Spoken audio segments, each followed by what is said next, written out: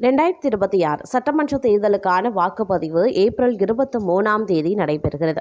இந்த தேர்தலில் தமிழகத்தில் தற்போது ஆண்டு வரும் திமுகவை தோற்கடிக்க அதிமுக, பாஜக, பாமக, அமமுக, தமாக உள்ளிட்ட கட்சிகளுடன் கைகோர்த்துள்ளது. அதிமுக தரப்பில் இருந்து கூட்டணி கட்சிகளுக்கு தொகுதிகளை பிரித்து கொடுத்த நிலையில் தற்போது பிரச்சாரத்தை தொடங்கியிருக்காங்க. எடப்பாடி பழனிசாமியும் வேட்பாளர்களுக்கு வாக்கு சேர்க்கும் முயற்சியில் இறங்கி அவர்களுக்காக பிரச்சாரம் செய்து வருகிறார். அதிமுகவுடன் கைகோர்த்திருக்கக்கூடிய பாஜகவிற்கு மயிலாப்பூர், ராதாபுரம், தளி, ஆவடி, நாகர்கோவில், மொடக்குறிச்சி, விளவன்கோடு, உதகமண்டலம், அவிநாசி, திருவண்ணாமலை, திருப்பூர் தெற்கு, தஞ்சாவூர், கோயம்புத்தூர் வடக்கு, திருவாரூர், கந்தர்வக்கோட்டை தனி, அறந்தாங்கி, புதுக்கோட்டை, மானாமதுரை தனி, திருப்பத்தூர், ராமநாதபுரம், மதுரை தெற்கு, குளச்சல், சாத்தூர், பத்மநாபபுரம், திருச்செந்தூர், ராசிபுரம் தனி, வாசுதேவ நல்லூர் தனி என மொத்தம் 27 தொகுதிகளை ஒதுக்கியிருக்காங்க. ஆனா அண்ணாமலை போட்டியிட விரும்பிய சிங்காநல்லூர் மற்றும் கவுண்டம்பாளையம் தொகுதியை எடப்பாடி பழனிசாமி ஒதுக்கவில்லை.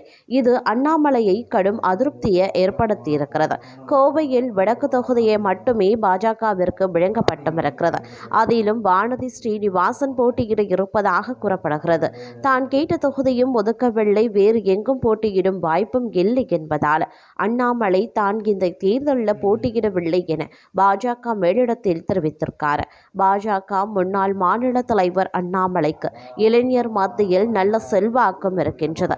அவருக்கு கொங்கு மண்டலத்தில் மட்டுமல்லாமல் தமிழகம் முழுவதும் ஆதரவாளர்கள் இருக்கின்றனர். அதனால் அண்ணாமலை தேர்தலில் போட்டியிடுவது என்பது அதிமுக, பாஜகவிற்கு நல்ல பலனை அளிக்கும். ஆனால் அண்ணாமலையும் தேர்தல் போட்டியில் இருந்து பின்வாங்கியுள்ளார். இந்த நிலையில்தான் கடும் அதிருப்தியில் இருக்கக்கூடிய அண்ணாமலையை சரி செய்ய பாஜக தற்போது இறங்கியும் இருக்காங்க. அதிமுக, அமமுக உள்ளிட்ட கட்சிகளில் இருந்து போட்டியிடும் வேட்பாளர்கள் பட்டியல் வெளியாகிவிட்டன. ஆனால் பாஜக இன்னும் தங்களது வேட்பாளர்கள் பட்டியலை இறுதி செய்யாத காரணத்தினால் தற்போது வரை வேட்பாளர் பட்டியலை வெளியிடாமல் வைத்துள்ளது. அதன் காரணமாக அண்ணாமலையை சமாதானம் செய்து அவரை தேர்தலில் போட்டியிட வைக்க பாஜக மேலிடம் முயற்சித்து வருகிறது. அண்ணாமலை பாஜக மாநில தலைவராக பொறுப்பேற்ற பின்னர் தமிழகத்தில் பாஜகவிற்கான ஒரு அங்கீகாரம் கிடைக்க தொடங்கியது. தற்போது பாஜக ஓரளவு தமிழ்நாட்டில் நடமாடுகிறது என்றால் அதற்கு முக்கிய காரணம் அண்ணாமலை. அதனால் அண்ணாமலையை அதிருப்தி அடைய வைத்தால் தமிழகத்தில் பாஜகவின் வாக்கு வங்கி அடி வாங்குமோ என்ற அச்சம் மேலிடத்திற்கு இருக்கின்றது. அதனாலேயே அவரை சமாதானம் செய்ய ஆள் அனுப்பி வைத்திருக்காங்க. மத்திய அமைச்சரும் தற்போது தமிழக சட்டசபை தேர்தலுக்கான இணை பொறுப்பாளருமான அர்ஜுன் ராம் மேக்வால் தான் அண்ணாமலையை சந்தித்து பேசியிருக்கார். கோவையில் அண்ணாமலை பேட்மிண்டன் விளையாடிய போது இந்த சந்திப்பு நடந்துள்ளது.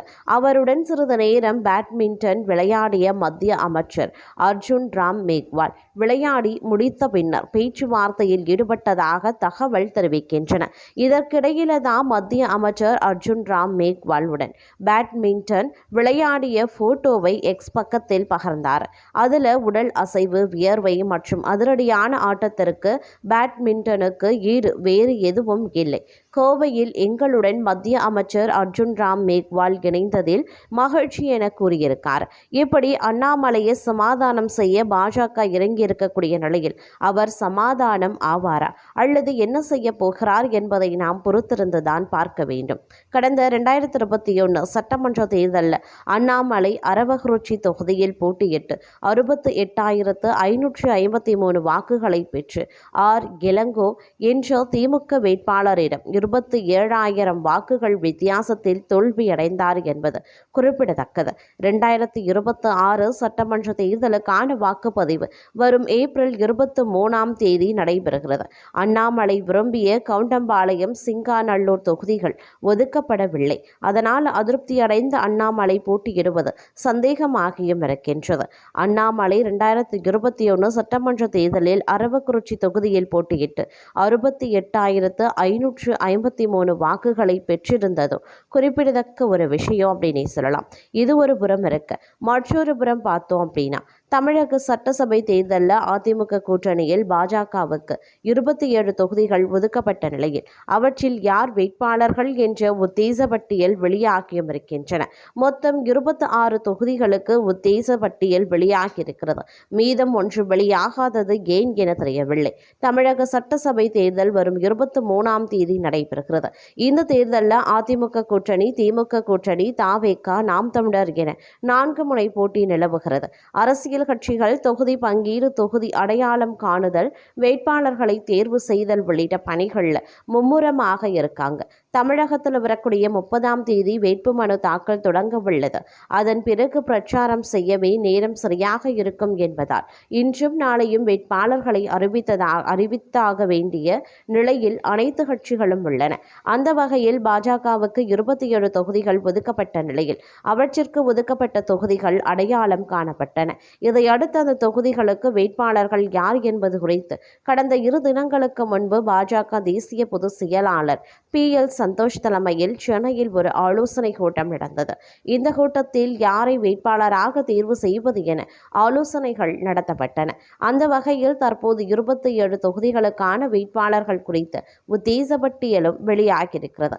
மயிலாப்பூர் தமிழிசை சவுந்தரராஜன், தளி அமர் பிரசாத் ரெட்டி, மொடகுரோச்சி கிருத்திகா சிவக்குமார், உதகை போஜராஜன், அவினாசி எல் முருகன், திருப்பூர் தெற்கு AP முருகானந்தம், கோவை வடக்கு வானதி சீனிவாசன், கந்தர்வக்கோட்டை புரட்சி கவிதாசன், புதுக்கோட்டை ராமச்சந்திரன், திருப்பத்தூர் சோழன் சீதா பழனிசாமி, மதுரை தெற்கு Rama Srinivasan, Sattur Nainar Nagendran, Tiruchendur KRM Radhakrishnan, Vasudevanallur Anandan Ayyasamy, Radhapuram Balakrishnan, Nagercoil Pon Radhakrishnan, Vilavancode Vijayadharani, Avadi Ashwin, Tiruvannamalai Ashwathaman, Thanjavur Karuppu Muruganandam, Tiruvarur Pannaivayal Ilango, Aranthangi Kavitha Srikanth, Rasipuram Premkumar, Ramanathapuram GPS Nagendran, Padmanabhapuram Edwin Jose, Manamadurai Pon Balaganapathy. இதில் குளச்சல் தொகுதிக்கு மட்டும் வேட்பாளர் அறிவிக்கப்படவில்லை.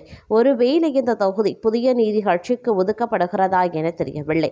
நேற்றைய தினம் AC சண்முகம் இதை தெரிவித்திருந்தார்.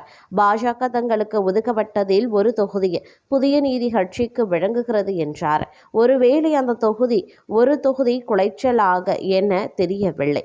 ஆனால் குளைச்சலில் புதிய நீதி கட்சிக்கு செல்வாக்கு இருக்கிறதா என தெரியவில்லை. எனினும் தாமரை சின்னத்தில் நிற்பதால் அந்த தொகுதிக்கு புதிய நீதி கட்சி ஒப்புக்கொண்டதா என்ற விவரமும் கிடைக்கவில்லை. எனினும் இது உத்தேச பட்டியல் தான். அதிகாரப்பூர்வமாக வேட்பாளர்களினுடைய பெயர் வெளியானாதான் பல்வேறு விஷயங்கள் தெரியவரும். இந்த பட்டியலை வைத்து பார்க்கும்போது இந்த முறை குஷ்பு, வினோத் செல்வம், காந்தி, சரஸ்வதி உள்ளிட்டோருக்கு வாய்ப்பு கொடுக்கவில்லை என தெரிகிறது. அதுபோல் சென்னையில் ஒரு தொகுதியில் மட்டுமே பாஜக போட்டியிடுகிறது. மேலும் இந்த உத்தேச வேட்பாளர் பட்டியலில் அண்ணாமலையின் பெயர் இல்லை. தான் விரும்பிய தொகுதிகளை பாஜக கேட்டு பெறாததால் அண்ணாமலை அதிருப்தியில் இருப்பதாகவே சொல்லப்படுகிறது.